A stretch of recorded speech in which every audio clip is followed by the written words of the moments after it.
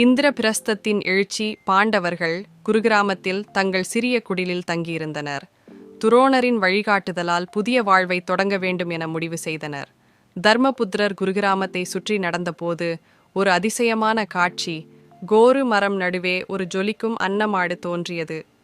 அங்கு ஒரு புதிய நகரத்தின் அடிப்படைகள் அவருக்கு காட்டப்படின. இந்திரன் விஸ்வகர்மாவிடம் மாபெரும் நகரம் ஒன்றை உருவாக்க உத்தரவிட்டார். விஸ்வகர்மா அந்த நகரத்தின் அமைப்பை உருவாக்கி பாண்டவர்களுக்கு அறிமுகப்படுத்தினார். மழலையின் மண்ணில் பாண்டவர்கள் உதவியுடன் பெரிய கோபுரங்கள் மற்றும் அழகிய தோட்டங்கள் உருவாக்கப்பட்டன. தங்க நிழல்கள் வீசும் மரங்களால் சூழப்பட்ட அந்த நகரம் சொர்க்கத்தைப் போல் திகழ்ந்தது. கமல மலர்களால் நிரம்பிய ஏரிகளும் மலைச்சாரல்களும் அந்த நகரத்தின் அழகில் முக்கிய பங்காக இருந்தன. நகரத்தின் மத்தியில் பிரம்மாண்டமான அரண்மனை கம்பீரமாக எழுந்தது. கிருஷ்ணர் நகரத்தை பார்வையிட்டு அதன் பிரம்மாண்டத்தை பாராட்டி பாண்டவர்களுக்கு வாழ்த்துக்களை வழங்கினார். இந்திரபிரஸ்தம் தனது சீரான மேலாண்மையால் குருக்களை மிஞ்சும் சிறப்பை அடைந்தது. தர்மமும் நேர்மையும் இந்திரபிரஸ்தத்தின் அடிப்படையாக இருந்தன.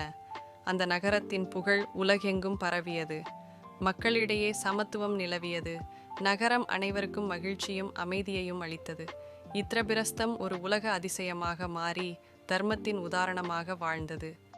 முருகப்பெருமானை நம்பினால் சேனலை லைக் செய்யவும், உங்கள் எண்ணங்களை கமெண்ட் செய்யவும், வீடியோவை பகிரவும் மற்றும் சேனலுக்கு குழு சேரவும்.